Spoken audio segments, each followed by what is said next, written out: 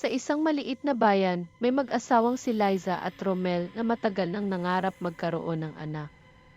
Isang gabi ng tag-ulan, isinilang ni Liza ang kanilang sanggol sa lumang ospital na kilala sa mga kakaibang pangyayari, maraming kwento ng nawawalang pasyente, biglang pagpatay ng ilaw, at mga iyak na walang pinanggagalingan. Pagkatapos manganak, dinala ng nurse ang sanggol sa nursery. Ngunit pagkabalik niya, tahimik at walang kibo ang bata, hindi gaya ng unang iyak na narinig nila. Mas tahimik lang siguro siya, bulong ng nurse, pero napansin ni Liza na malamig ang balat ng sanggol, at tila mabigat ang titig ng kanyang mga mata, parang hindi mata ng isang sanggol.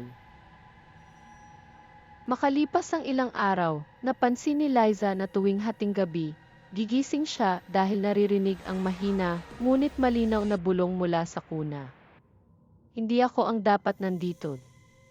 Sa bawat paglipas ng gabi, lalo itong lumalakas, at nagsisimula na ring makita ni Liza ang anino ng isang matandang babae na nakatayo sa tabi ng kuna, nakangiti ngunit walang mata. Nang minsang magtanong si Liza sa matandang janitor ng ospital, sinabi nitong maraming taon na ang nakalipas, isang sanggol ang namatay sa nursery dahil sa kapabayaan, at simula noon, may ulat na may napapaliti na sanggol tuwing may bagong panganak. Doon nagsimulang magduda si Liza, ang hawak ba niyang anak ay kanya talaga? O isang kaluluwa na muling isinilang para ipaghiganti ang kanyang kamatayan? At isang gabi, nang silipin ni Liza ang kuna, wala na ang bata. Sa halip, may nakabalot na puting kumot, at sa loob, isang lumang laruan ng sanggol, may nakasulat sa tela. Ibalik mo ako. Kinabukasan, agad na bumalik si Liza sa ospital, bit-bit ang laruan. Ngunit pagdating niya, halos mabaliw siya sa takot ng malamang. Wala na raw nursery sa ospital. Sinabi ng head nurse na 2 taon nang sarado ang lugar dahil sa sunog na pumatay sa 5 sanggol at 2 nurse.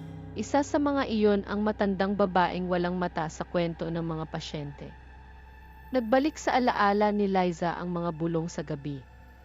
Napagtanto niyang ang hawak niyang sanggol ay hindi laman ng laman, kundi isang espiritu na gumagamit ng katawan para makalapit sa kanya.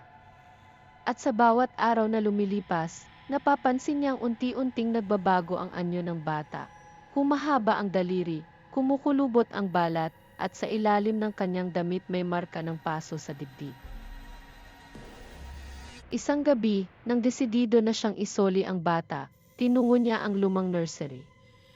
Sa dilim, muling sumindi ang sirang mga ilaw, at sa sahig ay naroon ang mga laruan ng mga sanggol na tila gumagalaw mag-isa. Sa gitna ng silid, nakita niya ang 5 kuna na puno ng abo at abo lang maliban sa isa, mailaman. Lumapit siya at nakita ang isang bagong silang na sanggol na kamukha niya, pero nakadilat at nakangiti. Mama, ako ang totoong anak mo. Ibalik mo siya sa amin. Paglingon ni Liza, ang sanggol na dala niya ay nakanganga, humahabol ng hininga, at mula sa kanyang bibig ay unti-unting lumalabas ang abo. Nawala ito sa kanyang bisig at bumalik sa kuna, habang ang tunay na sanggol ay naiwan sa kanya, umiiyak ngunit buhay. Paglabas niya ng ospital, muli siyang lumingon at nakita sa bintana ang 5 maliliit na aninong nakamasid, kasama ang matandang babaeng walang mata. Lahat sila nakangiti, tila may hinihintay na susunod na kapalit. Pagkatapos ng gabing iyon, akala ni Liza tapos na ang lahat. Nasa bahay na siya kasama ang tunay na anak, pero napapansin niyang iba ang ugali ng sanggol. Tuwing hating gabi, magigising ito, nakatingin sa pader, at tatawa na parang may kausap. Minsan, maririnig niya itong nagsasabi ng mga salitang hindi niya maintindihan, mga tunog na parang lumang Latin o lumang dasal. Isang gabi, habang tulog si Romel, ginising si Liza ng mahina, ngunit malinaw na boses. Mama, wala pa kami sa 7. Napaupo siya sa kama. Wala namang ibang tao sa kwarto, pero ang anak niya ay nakatingin sa kanya na parang matanda na ang isip. Sa kanyang mga mata, parang may nakasilip na ibang kaluluwa.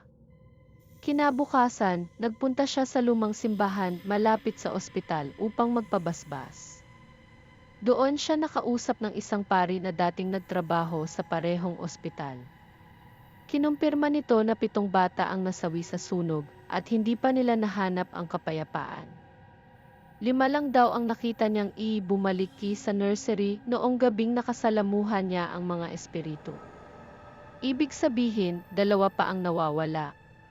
Pag-uwi niya, natuklasan ni Liza ang isang bagay na nagpayanig sa kanya. Sa dingding ng kwarto ng kanyang anak, may nakasulat gamit ang uling. "Isa na lang tapos na kami."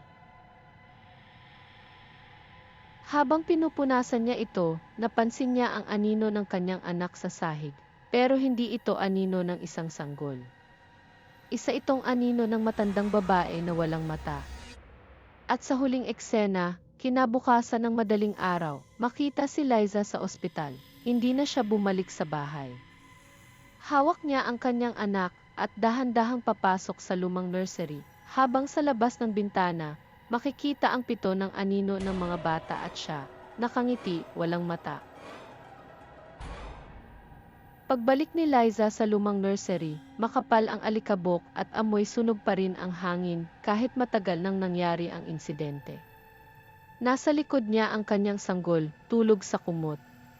Tahimik siyang naglakad papunta sa gitna ng silid, at doon niya narinig ang mahihinang iyak, hindi lang isa, kundi 7, magkakapatong, na tila galing sa ilalim ng sahig. Biglang gumalaw ang mga sirang kuna. Ang bawat kuna ay may nilalaman na itim na abo na umiikot na parang buhawi, at unti-unting nagiging hugis ng mga bata. Isa-isa silang bumangon, 5 pamilyar na anino, at 2 bago, pareho ring may paso sa katawan. Ang matandang babaeng walang mata ay lumabas mula sa dilim. "Ngayon, kompleto na kami. Salamat, Liza." Nanlaki ang mata ni Liza. "Hindi. Anak ko to," sigaw niya. Pero nang silipin niya ang mukha ng sanggol sa kanyang bisig, nakita niyang unti-unti itong nagiging abo, at sa loob nito, nakasilip ang mukha ng isa sa mga batang namatay. Mula sa sulok ng nursery, lumabas ang totoong sanggol niya, nakatayo mag-isa, walang suporta, at nakatingin sa kanya na parang matanda na. "Mama, hindi mo na ako maaangkin. Kailangan ko silang tapusin." Biglang sumiklab ang silid sa apoy, ngunit hindi ito mainit, sa halip, malamig na parang nagielo ang hangin. Isa-isa, lumapit ang 7 bata kay Liza, sabay sabing, "Ngayon, ikaw na ang ika-8." Huling nakita si Liza ng mga doktor kinabukasan, nakatayo sa gitna ng lumang nursery, walang mata, ay hawak na laruan at umaawit ng lulabi sa 7 abo sa paligid. Sa ospital, kumalat ang bulong-bulungan na tuwing may bagong panganak sa bayan, may isang nurse na nakasuot ng lumang uniforme na nag-aalok na magdala ng sanggol sa nursery, kahit wala na itong nursery simula pa noong nasunog ito. Pagkalipas ng ilang linggo mula nang huling makita si Liza sa lumang nursery, nagbukas muli ang ospital matapos ang renovation. Wala na raw bakas ng sunog o luma nitong anyo. Lahat bago na, maliwanag at kumpleto sa kagamitan. Pero sa unang gabi ng pagbabalik ng operasyon, may isang bagong panganak na mag-asawa ang masayang naghintay sa kanilang sanggol sa maternity ward. Dumating ang isang nurse na nakasuot ng lumang puting uniforme, may dalang clipboard at may ngiting banayad. "Ako na pong bahala. Dadalhin ko muna sa nursery para malinis at masukat." Hindi nag-alinlangan ang mga magulang. Pero makalipas ang 30 minuto, walang bumabalik na nurse o sanggol. Nang tawagin nila ang ibang staff, nagulat ang lahat, wala raw silang nurse na ganoon ang hitsura, at wala ring nursery sa ospital mula nang masunog iyon ilang taon na ang nakalilipas. Sa security footage, malinaw na nakunan ang nurse habang karga ang sanggol, papasok sa isang pintuan sa dulo ng hallway. Ngunit nang puntahan nila iyon, solidong pader lang ang naroon. Ang huling frame ng TV ay nagpapakita ng mukha ng nurse na dahan-dahang tumingin sa kamera. Walang mata. Sa likod niya, may 7 maliliit na aninong bata at ang ikawalo ay bagong silang.